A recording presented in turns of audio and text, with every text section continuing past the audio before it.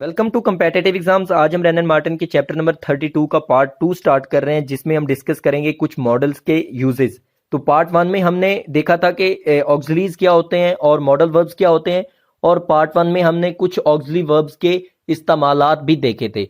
तो उस पार्ट 1 का लिंक इसी वीडियो की डिस्क्रिप्शन में मौजूद है। अब हम देखते हैं कि मॉडल्स जो हैं, कुछ मॉडल्स यानी कि जैसे can, could, may, might, will, would, shall, should, इसके इस्तेमालात कैसे हैं, कि ये कौन सी सिचुएशंस हैं, कौन कौन से सेंटेंसेस हैं जिनमें हम इन मॉडल वर्ब्स को इस्तेमाल करेंगे। तो सबसे पहले हम देखते हैं मॉडल्स कैन, कुड, मे और माइट के इस्तेमालात के। ये जो चार मॉडल्स हैं ये कहाँ कहाँ पे इस्तेमाल होते हैं। तो सबसे पहले देखते हैं इस्तेमाल कैन का, मॉडल कैन का। तो कैन जो है वो इस्तेमाल होती है किसी की कोई एबिलिटी यानी कि कोई सलाहियत को शो करने के लिए। कैसे? पहली एग्जांपल देखें, I can swim across the river, कि मैं जो है दरिया में तैर सकता हूं। तो क्या उसकी एक एबिलिटी है, उसकी एक सलाहियत है कि वो दरिया में तैर सकता है। तो इस तैरने की सलाहियत को शो करने के लिए हमने वर्ड कौन सा इस्तेमाल किया है? कैन। तो कैन क्या है? हमारा एक मॉडल वर्ब है, तो मॉडल कैन का इस्तेमाल हो गया। दूसरी एग्जांपल देखें, ही कैन वर्क दिस सम, कि वो ये जो रकम है जमा कर सकता है। तो कैन क्या है? उसकी सलाहियत के लिए वर्ड इस्तेमाल हुआ है कि कैन के वो कर सकता है। इसी तरह तीसरी एग्जांपल एक क्वेश्चन है, इंट्रोगेटिव सेंटेंस है, can you lift this box, कि क्या तुम ये जो बॉक्स है वो उठा सकते हो। तो इसमें कैन क्या है? वो एबिलिटी ही के लिए इस्तेमाल हुआ है, लेकिन ये इंट्रोगेटिव सेंटेंस है, एक क्वेश्चन पूछा जा रहा है, उसकी एबिलिटी यानी कि उसकी सलाहियत के बारे में पूछा जा रहा है कि क्या तुम में ये सलाहियत मौजूद है। Can you lift this box, क्या तुम ये बॉक्स उठा सकते हो। तो कैन का इस्तेमाल किसी सलाहियत को शो करने के लिए भी इस्तेमाल होता है। नेक्स्ट है कैन और मे का इस्तेमाल, कि कैन और मे जो है वो इजाजत को यानी परमिशन को शो करने के लिए भी इस्तेमाल होते हैं। कैसे? पहली एग्जांपल है यू कैन गो नाउ। अगर इसी को हम मे के साथ बनाएं ये वाली एग्जांपल, तो वो बनेगी यू मे गो नाउ। दोनों का मतलब है तुम जा सकते हो, कि यानी इजाजत मिल गई है। लेकिन एक बात यहां पे मैं क्लियर कर दूं कि जो मे है उसका इस्तेमाल ज्यादा फॉर्मल है, कि यानी कि वो यहां पे अगर हमने कैन और मे में से किसी को इस्तेमाल करना हो तो हम मे को तरजीह देंगे, मे को यूज करेंगे कैन की बजाय, वो ज्यादा फॉर्मल होगा। तो यू मे गो नाउ, कि तुम अब जा सकते हो। तो ये क्या है? इजाजत है, उसको इजाजत मिल गई है जाने की। दूसरी एग्जांपल देखें, मे आई बोरो यूर अम्ब्रेला, कि क्या मैं तुम्हारी छतरी उधार ले सकता हूं। तो इसमें क्या है? इसमें इजाजत मांगी जा रही है, लेकिन इजाजत के लिए वर्ड कौन सा इस्तेमाल हुआ है? मे ही इस्तेमाल हुआ है। तो मे या कैन भी बाजुकात, लेकिन आप कैन नहीं बल्कि मे का इस्तेमाल करेंगे।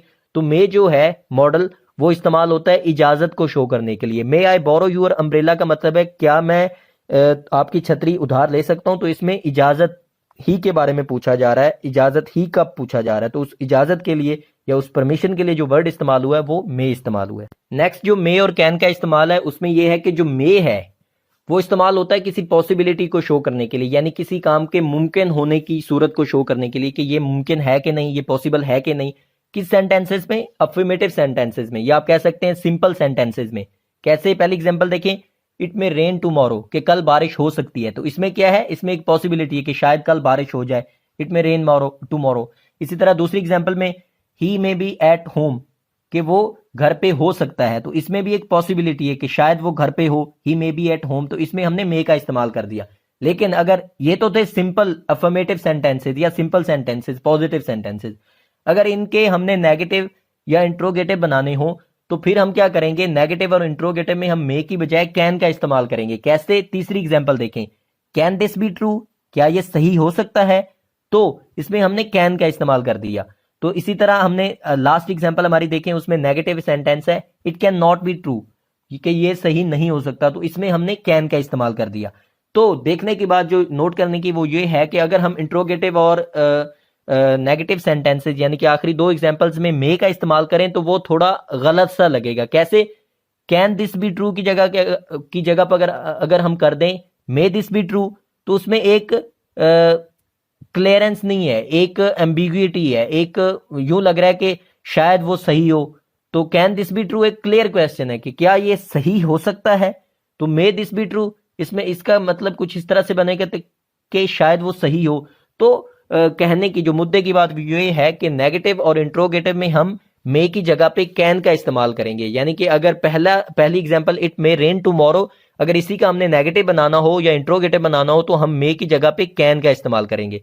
नेक्स्ट जो इस्तेमाल मे जो है वो विश को शो करने के लिए इस्तेमाल होता है। विश का मतलब है किसी नेक ख्वाहिश को शो करने के लिए या कोई दुआया जुमला कहने के लिए। कैसे, पहली एग्जांपल देखें, may you live happily and long, कि तुम लंबी जिंदगी जियो और खुश रहो और लंबी जिंदगी पाओ। तो ये क्या है, एक नेक ख्वाहिश का इजहार किया जा रहा है, किसी को दुआ सी दी जा रही है, तो ये एक विश है। तो इसके लिए हमने मे का वर्ड इस्तेमाल किया है। इसी तरह दूसरी एग्जांपल है मे सक्सेस अटेंड यू, के तुम्हें तरक्कियां मिलें।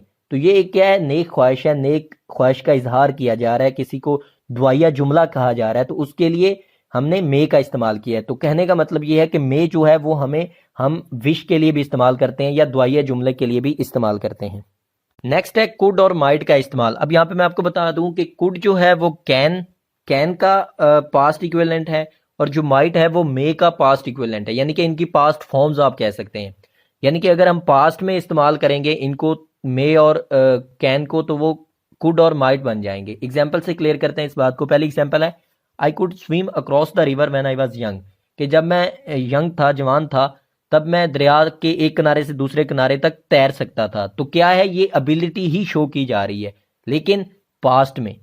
तो कुड, कैन की पास्ट फॉर्म कुड इस्तेमाल हो गई है पास्ट की बात बताने के लिए, कि जब मैं यंग था तब की बात है कि मैं दरिया के एक किनारे से दूसरे किनारे तक तैर सकता था।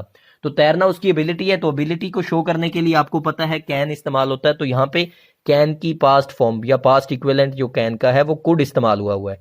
इसी तरह दूसरी एग्जांपल देखें, he said I might go या आई कुड गो। माइट या कुड में से दोनों में से जौन सा मर्जी आप इस्तेमाल कर लें। तो यहाँ पे काम क्या है, वो है परमिशन, इजाजत ही का जिक्र है, लेकिन पास्ट में है। पास्ट में he said I might go, उसने कहा कि क्या मैं जा सकता हूं, यानी कि इजाजत ही मांगी जा रही है लेकिन पास्ट में। जबकि यही इजाजत जब प्रेजेंट में मांगी जा रही थी तो हमने मे का इस्तेमाल किया था। तो जब पास्ट में मांगी जाएगी, यानी कि अगर यही इसी का अगर हम प्रेजेंट बनाए तो वो बनेगा ही सेज आई मे गो। तो प्रेजेंट में मे, और जो अगर हम पास्ट में करेंगे तो वो माइट होगा। तो इस तरह ही आई माइट गो, तो है परमिशन ही। तीसरी एग्जांपल देखें, I thought he might be at home. इसकी ट्रांसलेशन इस तरह से है कि मैं समझा शायद वो घर पे होगा, लेकिन यहाँ पे बात ज़हन में रखनी कि ये पास्ट की बात हो रही है, माजी की बात हो रही है, यानी कि प्रेजेंट की बात नहीं है। पॉसिबिलिटी, इसमें कंडीशन क्या है कि पॉसिबिलिटी ही है। मे आपको पता है पॉसिबिलिटी को शो करने के लिए इस्तेमाल होता है, तो पॉसिबिलिटी ही यहाँ पे शो हो रही है, लेकिन उसकी पास्ट फॉर्म में की पास्ट इक्विवेलेंट जो है माइट इस्तेमाल हो रहा है। लेकिन यहाँ पे ये ध्यान रखना है कि ये जो पॉसिबिलिटी है या ये जो मुमकिनात है ये माजी में है, पास्ट में है। तो मुद्दे की जो बात है वो ये है कि कुड और माइट वो कैन और मे के पास्ट इक्विवेलेंट्स हैं, यानी कि पास्ट की बात करते हुए हम कुड और माइट इस्तेमाल करेंगे कैन और मे की जगह पे। इसी तरह इसका जो नेक्स्ट इस्तेमाल है, आपने एग्जांपल नंबर 1 में देखा होगा कि कुड का हमने इस्तेमाल किया है एबिलिटी को शो करने के लिए। एबिलिटी को शो करने के लिए तो इस्तेमाल हो गया, लेकिन यहाँ पे ये ज़हन में रखे कि ये सिर्फ एबिलिटी ही को शो कर रहा है, ये परफॉर्मेंस ऑफ एक्ट नहीं कर रहा है। यानी कि काम का मुकम्मल होना या काम का होना इसमें शर्त नहीं है, सलाहियत होना शर्त है, एबिलिटी होना शर्त है। कैसे, एग्जाम्पल से ये बात क्लियर होगी। पहली एग्जाम्पल देखें आप, when the boat was upset we were able to या we managed to swim to the bank. तो इसकी अगर हम ट्रांसलेशन करें तो वो ये बनेगी कि जब बोट जो कश्ती है वो अपसेट हुई, यानी कि हिचकोले खाने लगी दरिया में या समंदर में, दरिया में या समंदर में जहां पे भी, तो we were able to swim to the bank, यानी कि हम जो थे, जो भी लोग थे वो बैंक यानी कि किनारे तक तैर के आए या तैर पाए, या हमने तैरा, हम किनारे तक तैर के आ गए। तो यहाँ पे काम क्या हुआ, कंप्लीट हो गया कि वो एबल थे या उन्होंने मैनेज कर लिया किनारे तक तैरना। तो इसमें हमने इस्तेमाल क्या किया है, वर एबल टू। अगर वी की जगह पे कोई सिंगुलर होता, सब्जेक्ट ही होता, तो हम वाज एबल टू करते। तो यहाँ पे समझाने की बात यह है कि अगर कंप्लीट एक्शन शो करना हो तो हम वाज एबल टू या वर एबल टू इस्तेमाल करेंगे, जबकि सिर्फ एबिलिटी यानी कि सलाहियत के बारे में बताना हो तो फिर हम कुड का इस्तेमाल करेंगे पास्ट में। तो यहाँ पे अगर हम इसको कुड का इस्तेमाल करें इसी एग्जांपल में तो इस तरह से होगा, when the boat was upset we could swim to the bank, कि हम किनारे तक तैर सकते। अब अगर इसकी ट्रांसलेशन करें कुड का इस्तेमाल करते हुए तो वो इस तरह से बने कि कि जब बोट अपसेट हुई, यानी कि जब कश्ती ने हिचकोले खाने शुरू किए, तो we could swim to the bank, हम किनारे तक तैर सकते थे। यानी कि तैरे, ये बात क्लियर नहीं है, सकते थे यानी कि हम में सलाहियत थी, हम तैर सकते थे, लेकिन हम तैर के गए या नहीं गए ये बात क्लियर नहीं है। अगर ये बात क्लियर करनी हो तो फिर हम वाज एबल टू या वर एबल टू इस्तेमाल करेंगे पास्ट में, जैसे कि हमने किया है we were able to swim to the bank, कि हम जो थे वो तैर के बैंक तक यानी कि किनारे तक गए। तो ये बात आपने क्लियर रखनी है कि कुड का इस्तेमाल आप सिर्फ एबिलिटी को शो करने के लिए करेंगे, जबकि एक्शन को कंप्लीट शो करने के लिए आप वाज एबल टू या वर एबल टू इस्तेमाल करेंगे। लेकिन जो सबसे बड़ा पॉइंट है इस यूज में वाज एबल और वर एबल के, वो आपने ज़हन में रखना है कि ये सिर्फ सिंपल जो पॉजिटिव सेंटेंसेस हैं उसके लिए ये कंडीशन है कि पॉजिटिव सेंटेंसेस में आपने पॉजिटिव सेंटेंसेस में was able to were able to इस्तेमाल करना है कुड की जगह पे अगर कंप्लीट काम शो करना है। लेकिन अगर ये नेगेटिव या इंट्रोगेटिव हो सेंटेंसेस तो फिर आपने क्या करना है, फिर आपने कुड का भी इस्तेमाल भी कर सकते हैं, वाज और वर दोनों सही होंगे, दोनों के साथ आप सही कर सकते हैं, दोनों के दोनों सही होंगे। कैसे एग्जांपल देखें, आई कुड नॉट, ये कुडंट जो लिखा हुआ है ये कुड नॉट की शॉर्ट फॉर्म है। I could not solve the puzzle, it was too difficult, कि मैं वो जो पजल था वो सॉल्व नहीं कर पाया, वो बहुत मुश्किल था। तो इसमें हमने कुड नॉट का इस्तेमाल किया जो कि सही है। अगर हम इसी को वाज नॉट के साथ बनाएं, I was not able to solve the puzzle, it was too difficult, कि मैं वो पजल सॉल्व नहीं कर पाया, वो बहुत मुश्किल था। तो दोनों सूरतों में कुड नॉट और वॉज नॉट दोनों सही हैं। जबकि सिंपल जो पॉजिटिव सेंटेंसेस हैं उसमें आप अगर कुड लगाएंगे तो वो सिर्फ एबिलिटी यानी कि सलाहियत को शो कर रहा होगा, परफॉर्मेंस को शो नहीं कर रहा होगा। तो फिर सिंपल पॉजिटिव में अगर आपने परफॉर्मेंस भी शो करनी है कि ये काम हुआ था माजी में, तो फिर आप वाज एबल टू या वर एबल टू या मैनेज्ड टू लगा के वो शो करेंगे। नेक्स्ट जो कुड और माइट का इस्तेमाल है वो है प्रेजेंट कॉन्टेक्स्ट में, कि अगर आप प्रेजेंट टाइम में कुड और माइट को इस्तेमाल कर रहे हैं तो उसका मतलब ये होगा कि एक हिचकिचाहट, हेजिटेशन को आप शो कर रहे हैं, यानी कि लेस पॉजिटिविटी शो कर रहे हैं। कैसे, पहली एग्जांपल से क्लियर करते हैं इस बात को। I could attend the party, अब अगर इसको हम प्रेजेंट में करें तो वो तो होगा I can attend the party, कि मैं पार्टी को अटेंड कर सकता हूं। लेकिन I could attend the party का मतलब होगा कि इसमें एक हेजिटेशन है, एक हिचकिचाहट है, कि शायद वाली जो बात कि मे बी मैं पार्टी को अटेंड कर सकता हूं, तो इसमें एक हिचकिचाहट है, एक लेस पॉजिटिव है। इसमें ज्यादा उसकी विल या कहने वाले की जो ख्वाहिश है वो जोरदार नहीं है, वो थोड़ी हल्की सी है कि मैं पार्टी को अटेंड कर सकता हूं, कि लेस पॉजिटिविटी है। दूसरी एग्जांपल देखें, मजीद क्लियर हो जाएगी ये बात। Might I borrow your bicycle, अब यहां पे आप देखें कि माइट या कुड जौन सा मर्जी आप इस्तेमाल कर सकते हैं। तो ये है क्या, एक परमिशन पूछी जा रही है, एक परमिशन ली जा रही है कि मैं might I borrow your bicycle, अगर माइट की जगह पे हम लगा दें मे आई बोरो यूर बाइसाइकिल, तो उसका मतलब होगा क्या मैं आपकी बाइसाइकिल जो है वो उधार ले सकता हूं।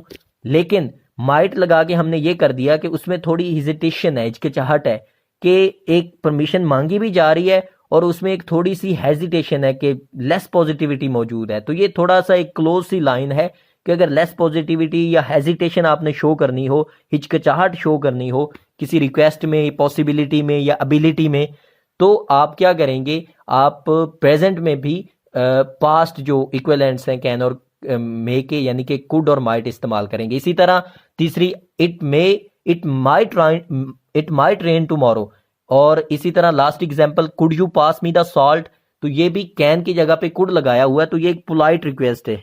Can you pass me the salt का मतलब होगा कि आप मुझे सॉल्ट जो नमक है वो पकड़ा सकते हैं, मेरी तरफ दे सकते हैं मुझे। लेकिन कुड लगा के हमने क्या किया, एक पोलाइट रिक्वेस्ट की, कि एक हेजिटेशन वाली, हिचकिचाहट वाली दरख्वास्त है, एक रिक्वेस्ट है कि थोड़ा आपको लेस पॉजिटिवली आप कह रहे हैं।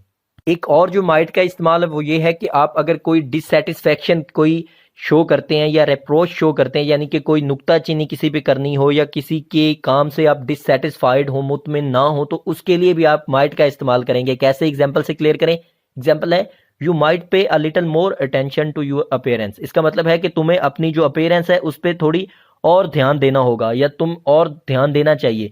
तो माइट का इस्तेमाल करके हमने क्या किया, हमने एक क्रिटिसिज्म का एलिमेंट डाल दिया, एक डिससेटिस्फैक्शन का एलिमेंट है कि आपकी जो जिससे कहा जा रहा है उसकी जो मौजूदा अपीयरेंस है उससे सेटिस्फाई नहीं है, कहने वाला जो है उससे मुतमिन नहीं है उसकी अपीयरेंस से, इसीलिए वो उसे कह रहा है कि you might pay a little more attention, कि तुझे कुछ और ध्यान देना पड़ेगा अपनी अपीयरेंस को बेहतर बनाने के लिए। तो ये क्या है, डिससेटिस्फैक्शन है। तो डिससेटिस्फैक्शन को शो करने के लिए भी आप माइट का इस्तेमाल करेंगे। नेक्स्ट है कैन, कुड, मे और माइट का परफेक्ट इन्फिनेटिव के साथ इस्तेमाल। के परफेक्ट इन्फिनेटिव के साथ ये कैसे इस्तेमाल होता है, तो एग्जांपल से क्लियर करते हैं। परफेक्ट, पहले मैं आपको बता दूं कि परफेक्ट इन्फिनेटिव क्या होता है। तो ये इन्फिनेटिव के चैप्टर में इन डिटेल में डिस्कस किया हुआ है, अगर आपने डिटेल में जाना है तो उस चैप्टर में जाएं, लेकिन यहाँ पे सिर्फ मैं आपको ये बता दूं कि हैव के साथ जो वर्ब की थर्ड फॉर्म आएगी वो वाला पार्ट जो होता है, यानी कि हैव के साथ पास्ट पार्टिसिपल वर्ब का थर्ड फॉर्म, वो परफेक्ट इन्फिनेटिव है। यहां तक के लिए इतना काफी है, लेकिन अगर डिटेल आपने जाननी है कि परफेक्ट इन्फिनेटिव क्या होता है तो आप इन्फिनेटिव वाले चैप्टर पे चले जाएं। तो have gone, have accepted, have run, ये सब के सब परफेक्ट इन्फिनेटिव्स हैं। तो इनके साथ कैन, कुड, मे और माइट कैसे इस्तेमाल होता है ये देखते हैं। तो पहली एग्जांपल देखें, he is not there, where can he have gone, कि वो वहां नहीं है, वो कहां गया होगा। तो इसका जो यूज है इसमें एक पॉसिबिलिटी पाई जा रही है, और पॉसिबिलिटी क्या है कि वो कहां गया होगा, कहां पॉसिबल है, कहां मुमकिन है कि वो गया होगा। तो इसमें क्या है, हमने कैन का इस्तेमाल किया और कैन के बाद हमारा परफेक्ट इन्फिनेटिव हैव गॉन आ गया है। तो इस तरह कैन का इस्तेमाल परफेक्ट इन्फिनेटिव के साथ हो गया। दूसरी एग्जांपल देखें, you could have accepted the offer, इसका मतलब है तुम्हें जो ऑफर हुई थी वो एक्सेप्ट कर लेनी चाहिए थी, यानी कि तुम्हें वो ऑफर एक्सेप्ट कर लेनी चाहिए थी। तो इसमें कुड क्या है, हमारा मॉडल है, और उसके साथ परफेक्ट इन्फिनेटिव हैव एक्सेप्टेड आ गया, यानी हैव के साथ वर्ब की थर्ड फॉर्म जो होती है वो परफेक्ट इन्फिनेटिव होता है। तो हैव एक्सेप्टेड परफेक्ट इन्फिनेटिव, और उसके साथ कुड का इस्तेमाल हो गया। इसका मतलब है कि तुम्हें वो जो ऑफर हुई थी वो एक्सेप्ट कर लेनी चाहिए थी। अब अगर इसका हम जो मीनिंग है उसको डिराइव करें तो वो ये बनेगी, एक क्वेश्चन मार्क भी बन सकता है, एक क्वेश्चन सवालिया जुमला बन सकता है। इससे जो मीनिंग ड्राइव होते हैं वो ये बनेगा, Why didn't you accept the offer, कि तूने वो एक्सेप्ट क्यों नहीं की ऑफर, जबकि तुझे कर लेनी चाहिए थी। इसका ये मीनिंग है अगर आप डिटेल में जाएं तो तीसरी एग्जांपल देखें, फातिमा मे या might have gone with Saroja. तो इसमें क्या है, इसमें एक पॉसिबिलिटी है कि जो फातिमा है वो सरोजा के साथ गई होगी। तो इसमें क्या है, एक पॉसिबिलिटी शो की जा रही है, और पॉसिबिलिटी के लिए आपको पता है मे या माइट इस्तेमाल होता है, तो हम दोनों में से जौन सा मर्जी कर सकते हैं, और साथ में परफेक्ट इन्फिनेटिव हैव गॉन आ गया। तो इसका मतलब हुआ कि फातिमा की एक पॉसिबिलिटी बताई जा रही है कि वो सरोजा के साथ गई होगी।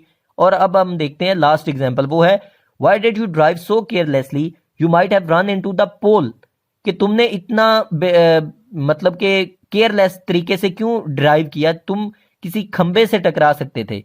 तो इसमें क्या है, इसमें फिर पॉसिबिलिटी है। पॉसिबिलिटी क्या है, वो ये है कि तुमने इतनी केयरलेसली जो ड्राइविंग की है उसका रिजल्ट ये हो सकता था कि तुम किसी खंबे से टकरा सकते थे। लेकिन अगर इसका मीनिंग ड्राइव करें, इसका एनालिटिकल मतलब समझें इस सेंटेंस का, तो वो ये बनेगा कि ये तुम्हारी किस्मत अच्छी थी कि तुम बच गए, वरना तुम जो थे वो पोल में टकरा गए होते, या तुम पोल में टकराना ही था तुमने, तो ये तुम्हारी किस्मत अच्छी है।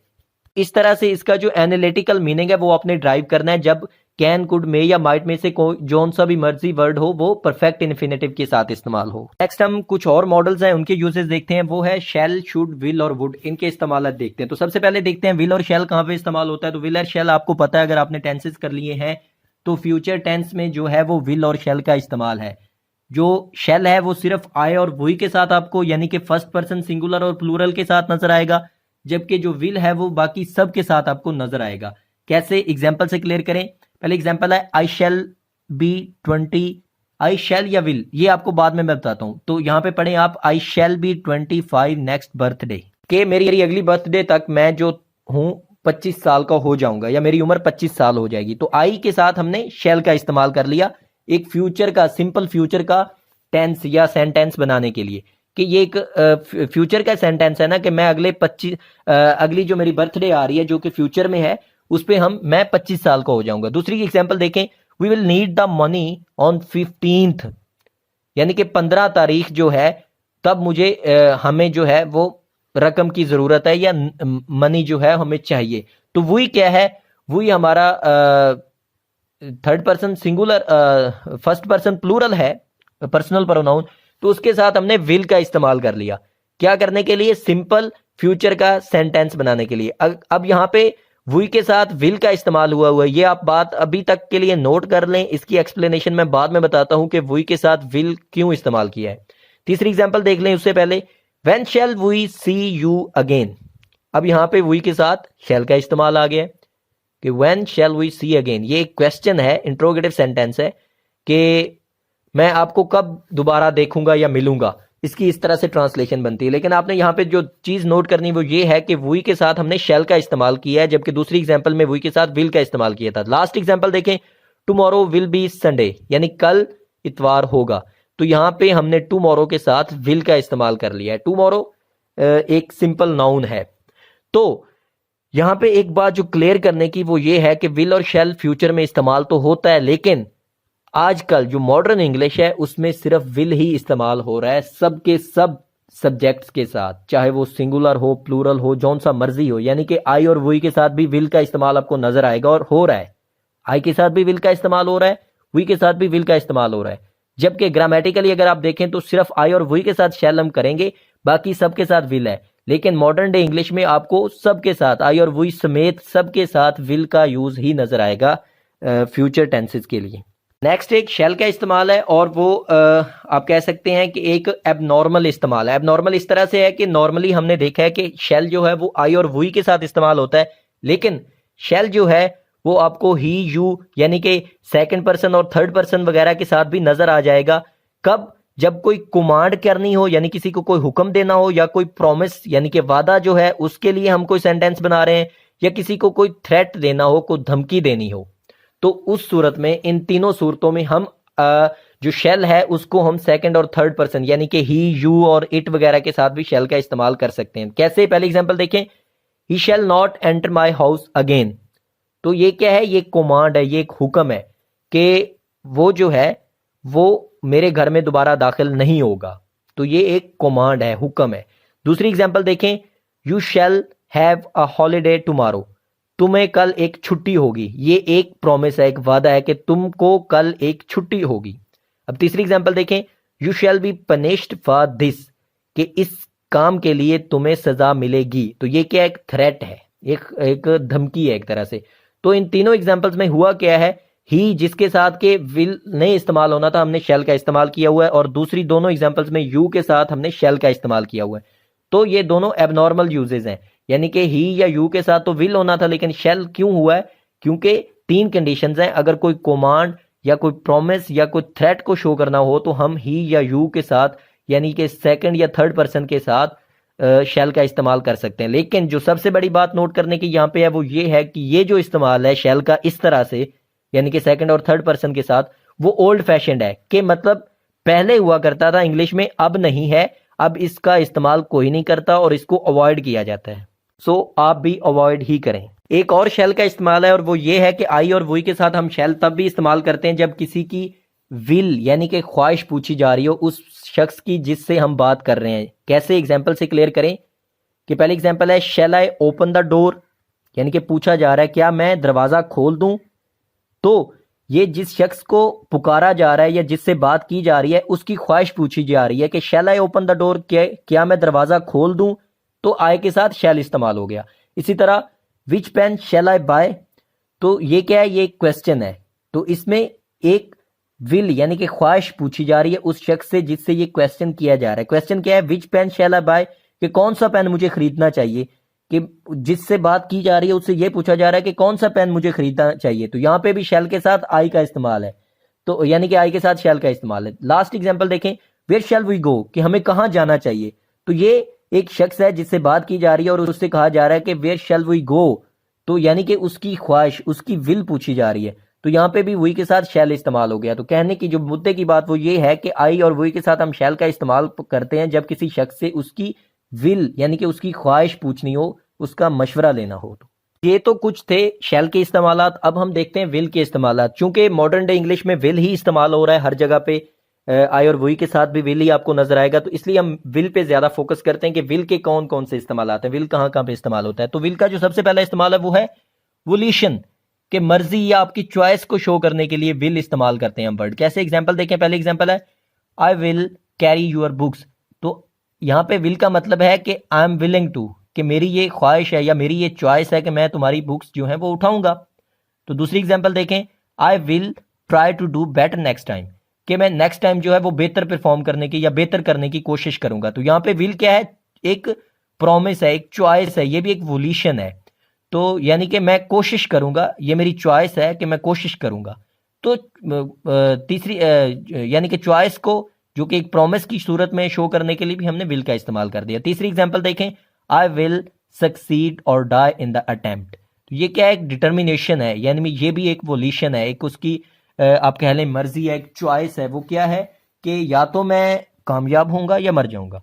तो ये इस तरह की जो एग्जांपल्स हैं, तो इसमें आपको जो नोटिस करने की बात वो ये है कि विल जो है वो हमने इस्तेमाल किया है वोल्यूशन के लिए, कि किसी चॉइस के लिए, कि कोई ना कोई चॉइस हो, या वो चाह रहा हो या कोई वादा कर रहा हो या डिटर्मिनेशन शो कर रहा हो, तो ये उसकी वोल्यूशन है, उसकी चॉइस है, उसकी मर्जी है। तो यहाँ पे एक बात और छोटी सी नोट करने की वो ये है कि जब आप डिटर्मिनेशन के लिए विल का इस्तेमाल करेंगे तब आप उस पर जोर देंगे। जैसे कि लास्ट एग्जाम्पल में हमने डिटर्मिनेशन के लिए इस्तेमाल किया, एक अज़म है कि या तो मैं करूंगा या मर जाऊंगा। तो उसमें आप इस तरह से ट्रांसलेशन इस तरह से इसकी प्रोनाउंसिएशन होगी, आई विल, यानी कि आई विल सक्सीड और डाई इन द अटेम्प्ट, कि या तो मैं कामयाब होऊंगा या मर जाऊंगा कोशिश करते हुए। तो आपने स्ट्रेस देनी है। दूसरा जो इसका इस्तेमाल है विल का वो है कैरेक्टरिस्टिक हैबिट। तो कैरेक्टरिस्टिक हैबिट जो है उसको शो करने के लिए भी हम विल का इस्तेमाल करते हैं। पहली एग्जांपल देखें, will talk about nothing but films, कि वो किसी चीज के बारे में बात नहीं करेगा फिल्मों के अलावा। तो इसमें क्या है, इसकी हैबिट एक है किसी शख्स की, उसके बारे में बात की जा रही है, उसके बारे में जो वर्ड इस्तेमाल हुआ है वो विल हुआ है कि वो सिर्फ फिल्मों की ही बातें करेगा। तो ये उसकी आदत को शो करने के लिए हमने विल का इस्तेमाल किया है वर्ब के साथ, मेन वर्ब के साथ। इसी तरह दूसरी एग्जांपल देखें, she will sit for hours listening to the wireless.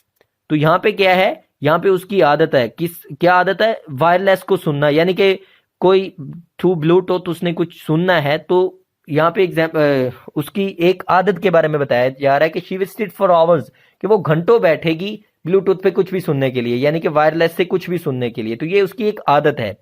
इसी तरह ये मतलब आदत को शो करने के लिए भी हम विल का इस्तेमाल करते हैं। तीसरा जो विल का इस्तेमाल है वो है किसी एजम्पशन या प्रोबेबिलिटी को शो करने के लिए। इसका मतलब ये है कि कोई मतलब कि किसी चीज की प्रोबेबिलिटी कि शायद ऐसा हो, मेरे ख्याल में ऐसा हो। तो इसकी एग्जांपल है, पहली एग्जांपल लें, this will be the book you want, कि ये किताब है जो आप चाहते होंगे, आई सपोज, मेरे ख्याल में। तो इसकी अगर आप एक पिक्चर बना लें तो आपको ज्यादा मीनिंग समझ आएगी इस सेंटेंस की। पिक्चर इस तरह से है कि कोई लेट्स सपोज आपने लाइब्रेरी से कोई किताब ढूंढ रहे हैं और आपकी हेल्प के लिए जो लाइब्रेरियन है वो आ गया है और उसने किताब ढूंढ के निकाल ली है जो आपको चाहिए, और वो आपको अब कह रहा है, क्या कह रहा है, वो यही सेंटेंस कह रहा है, this will be the book you want I suppose, कि यही वो किताब है जो आप चाहते हैं, मेरे ख्याल में आप यही किताब ढूंढ रहे हैं। इसका ये मतलब बनेगा उस सेंस में या उस पिक्चर में। तो इसमें क्या है, इसमें प्रोबेबिलिटी है कि वो आपसे एक शायद का एलिमेंट है कि शायद यही बुक है जो आप ढूंढ रहे हैं। तो इस तरह से दूसरी एग्जांपल देखें, that will be the postman I think, कि वो पोस्टमैन होगा मेरे ख्याल में। तो अब इसमें भी एक प्रोबेबिलिटी है कि वो पोस्टमैन होगा, नहीं भी हो सकता, होगा भी। तो एक प्रोबेबिलिटी है, पक्का नहीं है, एक शायद का एलिमेंट है। तो साथ में आपको नोट करने की बात जो है वो ये है कि पहली एग्जांपल में आई सपोज, दूसरी एग्जांपल में आई थिंक, इस तरह के वर्ड्स की जरूरत पड़ेगी क्लियर करने के लिए जब आप विल को किसी प्रोबेबिलिटी या अजम्पशन के लिए शो कर रहे हैं। तो नेक्स्ट है विल के साथ यू का इस्तेमाल, यू की कॉन्जुगेशन। तो विल के साथ आपको यू वाला जब नजर आए कॉन्जुगेटेड फॉर्म, तो तब आपको पता होगा कि आपको पता होना चाहिए कि ये इनविटेशन या रिक्वेस्ट के लिए इस तरह के जो कॉन्जुगेशन है वो इस्तेमाल होते हैं। कैसे, एग्जांपल देखें, विल यू हैव टी, क्या आप चाय लेंगे या मेरे साथ चाय पियेंगे, इसकी इस तरह से ट्रांसलेशन बनती है। तो ये क्या है, ये एक इनविटेशन है, ये एक दावत है। इसी तरह will you land me your scooter, क्या तुम मुझे अपना स्कूटर उधार दोगे। तो ये क्या है, ये एक रिक्वेस्ट है, ये एक पूछा जा रहा है कि क्या तुम मुझे अपना स्कूटर उधार दोगे। तो ये एक रिक्वेस्ट की जा रही है। तो रिक्वेस्ट या इनविटेशन के लिए, यानी कि दरखास्त करने के लिए या दावत देने के लिए भी आप विल का इस्तेमाल करते हैं। नेक्स्ट हम देखते हैं शुड और वुड के यूजेस। अभी तक हमने विल और शैल के यूजेस देखे हैं, इस्तेमाल देखे हैं। अभी हम देखेंगे शुड और वुड के।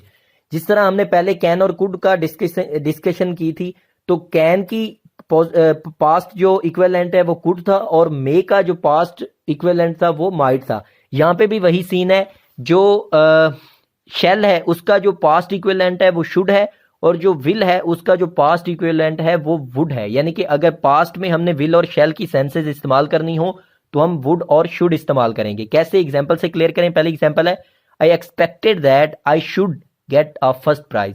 यानी कि मैंने एक्सपेक्ट किया या मेरी ये तवक्को थी कि मैं पहला इनाम जीतूंगा या मैं पहला इनाम लूंगा। तो यहाँ पे आई के साथ शुड इस्तेमाल हुआ है, यानी कि आई शैल की जगह पे आई शुड हो गया। क्यों? क्योंकि ये पास्ट की बात हो रही है। तो पहले भी मैंने डिस्कस किया है कि आई हो या वुई हो, चाहे जो मर्जी हो, मॉडर्न इंग्लिश में हम विल ही इस्तेमाल कर रहे हैं। जब विल इस्तेमाल कर रहे हैं तो हमें विल की जगह पे फिर वुड, पास्ट भी उसका वही वुड इस्तेमाल करना होगा। तो यहाँ पे भी हम आई के साथ वुड को ही प्रेफर करेंगे, यानी कि I expected that I would get a first prize, कि मुझे ये तवक्को थी कि मैं पहला इनाम लूंगा।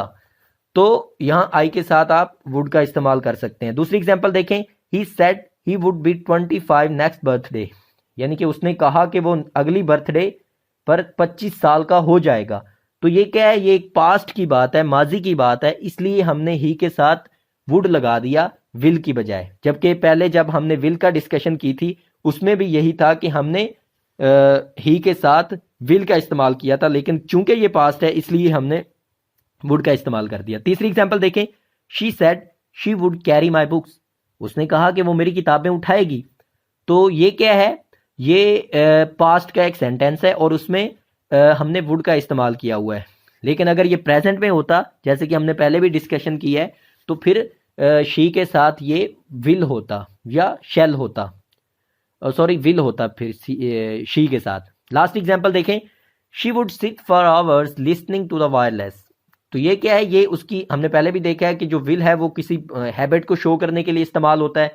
तो ये उसकी हैबिट को शो करने के लिए इस्तेमाल हो रहा है, लेकिन यहाँ पे ज़हन में रखनी कि ये हैबिट पास्ट में थी, यानी कि माजी में थी।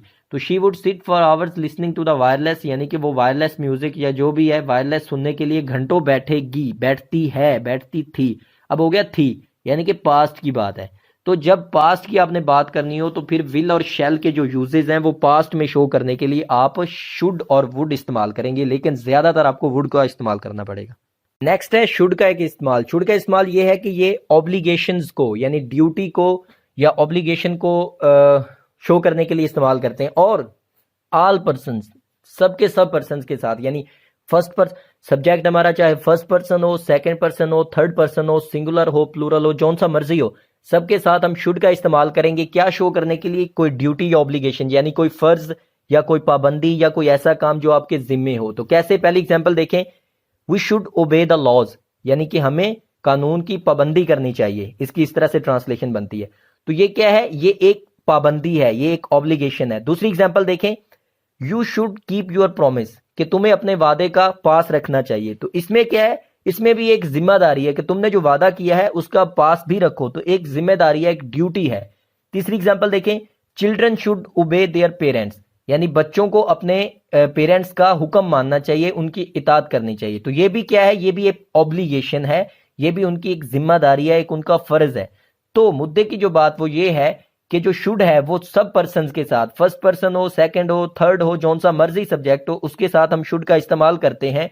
क्या शो करने के लिए? किसी फर्ज को, ड्यूटी को या ऑब्लिगेशन, यानी कि कोई पाबंदी, जो काम आप पे जरूरी हो आपके लिए करना, जो आपके जिम्मे हो, उसको शो करने के लिए हम शुड का इस्तेमाल करते हैं। नेक्स्ट जो शुड का इस्तेमाल है वो है क्लॉजेज ऑफ कंडीशन में, कि ऐसे क्लॉजेज जिनमें कोई ना कोई कंडीशन मौजूद हो, उसमें शुड का इस्तेमाल ये है कि वो कोई ऐसी सुपोजिशन को शो करने के लिए इस्तेमाल होता है जो गलत भी हो सकती है, जो यानी कि सही नहीं भी हो सकती। कैसे? ये बात एग्जांपल से क्लियर होगी। पहले एग्जांपल देखें, if it should rain they will not come, यानी कि बारिश हुई तो वो नहीं आएंगे।